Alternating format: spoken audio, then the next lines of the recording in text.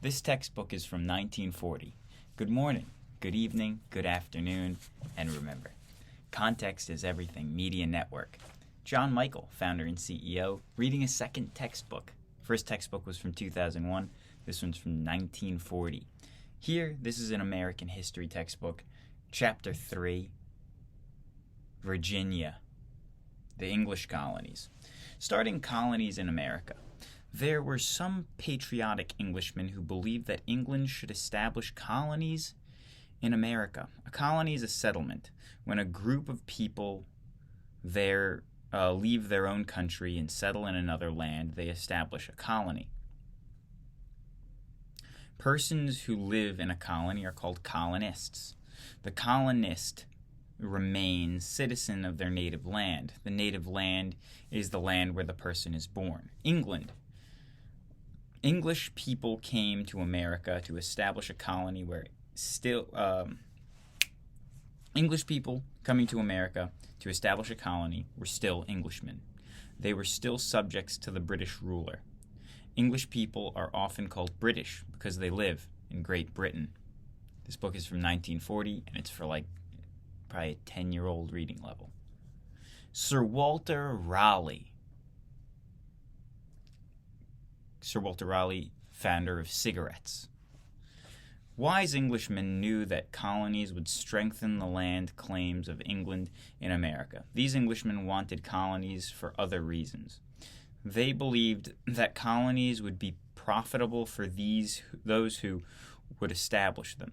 Sir Walter Raleigh, an Englishman who wanted to found a colony in America, was an Englishman who wanted to found a colony in America. This gentleman was well liked by Queen Elizabeth. Elizabeth gave Raleigh as much land in America as he wanted.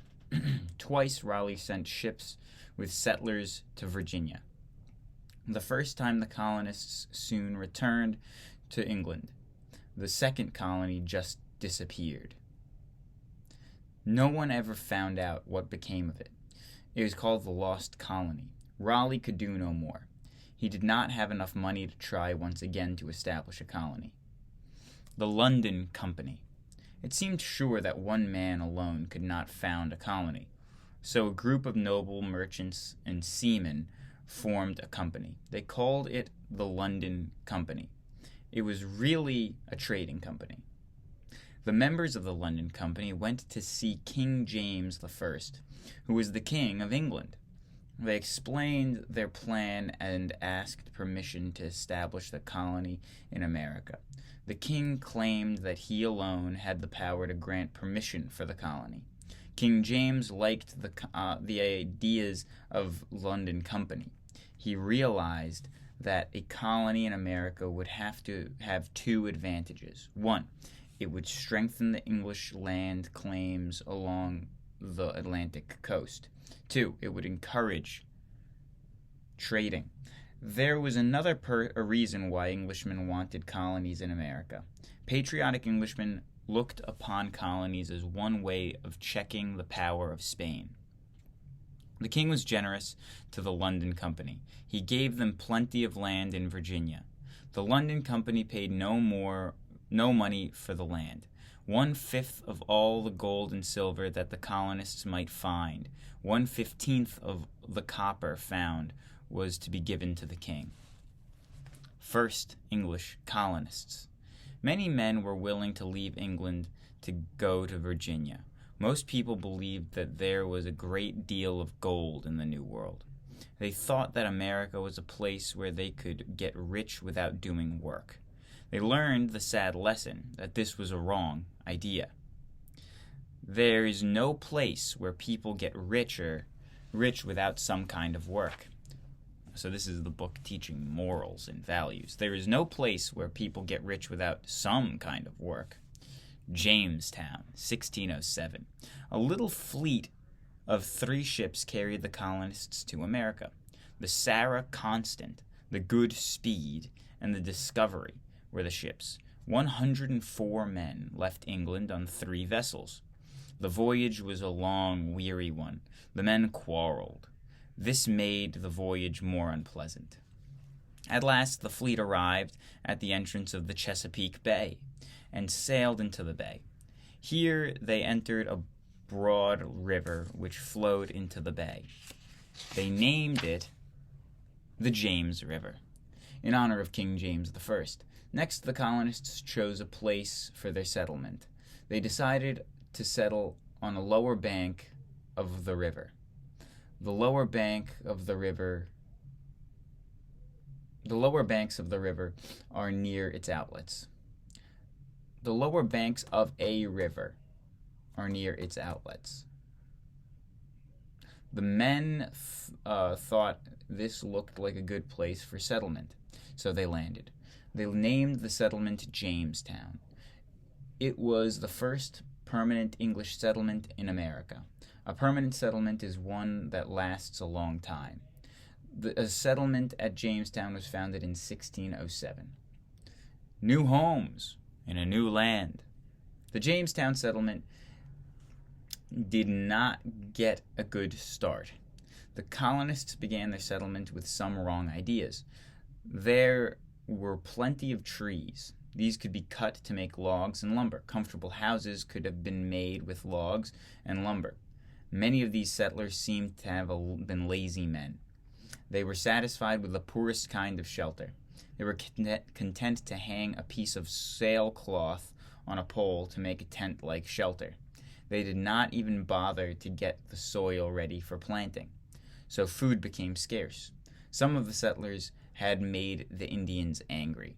This made matters worse in the settlement. A few of the settlers began useless search for gold, largely because of these stupid mistakes. The Jamestown colony was facing failure. John Smith, a very strong character, took over the direction of the Jamestown settlement. His strong leadership helped it to become a permanent settlement.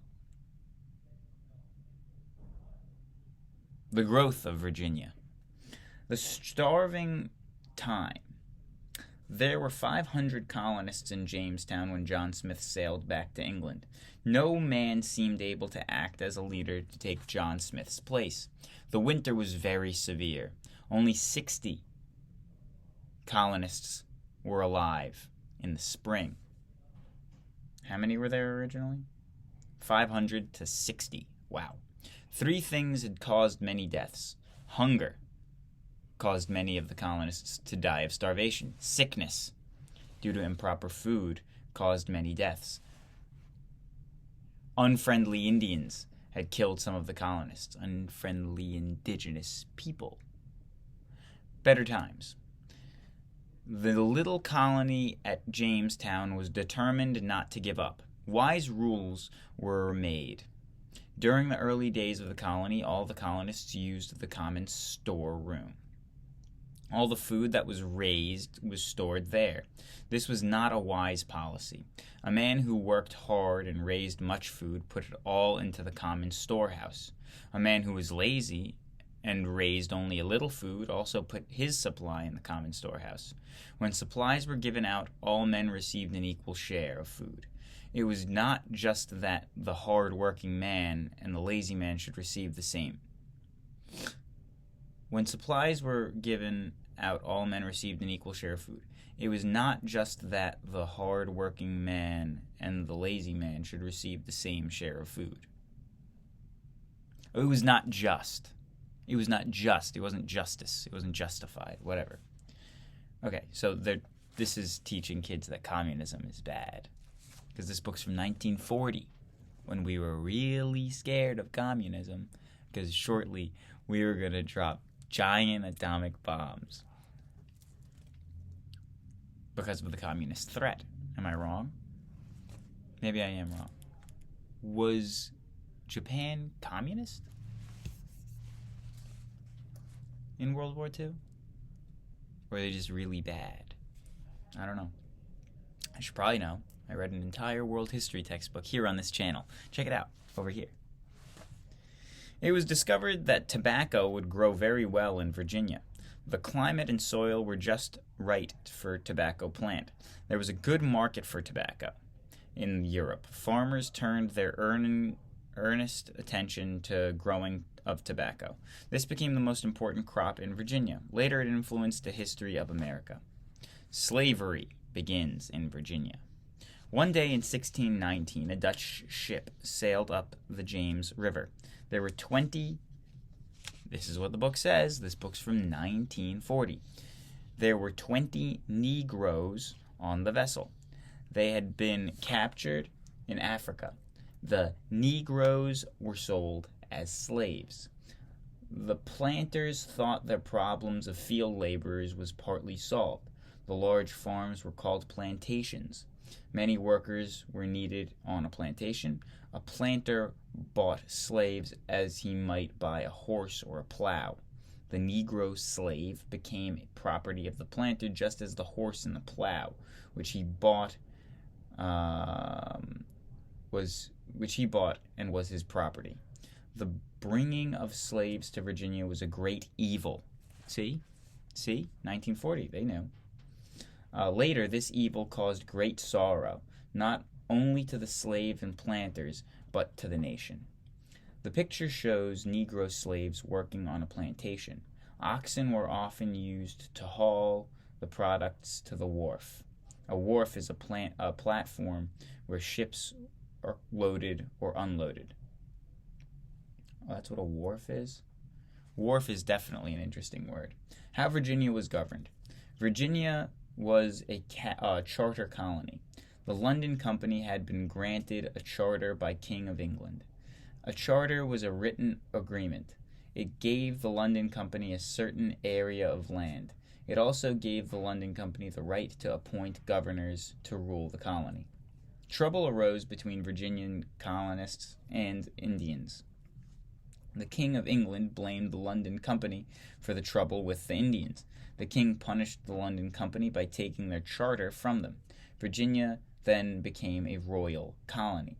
The word royal refers to the ruler who wears the crown. The royal colony belonged directly to the ruler. That is why the royal colony is sometimes called a crown colony. After Virginia became a royal colony, the king appointed the governor. Virginia had some wise and good royal governors. There was one very bad royal governor. He was William Berkeley. He ruled Virginia for nearly 40 years. Governor Berkeley became a tyrant. A cruel or unjust ruler is called a tyrant. The unwise and unjust rule of Berkeley caused very bad times in Virginia. Conditions became so bad that the people rose in rebellion. A fight against the lawful government is called a rebellion.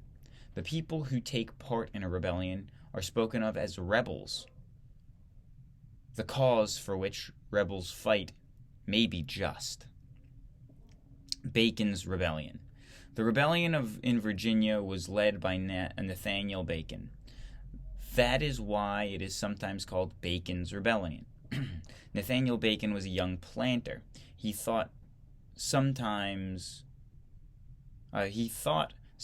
had to be done to get rid of the tyrant Berkeley. The rebellion failed. It had one good result. The King of England learned about the rebellion. He also learned what a tyrant Berkeley was. The king ordered Berkeley to return to England. A wiser governor was appointed to rule Virginia colony. Bacon's rebellion was a failure, but it proved certain truths. 1. It showed that people of Virginia loved liberty. 2. It proved that Virginians hated to be ruled by a tyrant. 3. The rebellion showed that people were willing to fight for their rights. And 4. The rebellion awakened the king to the fact that colonists could not be neglected by their ruler. Thank you. That's it. God bless. Goodbye.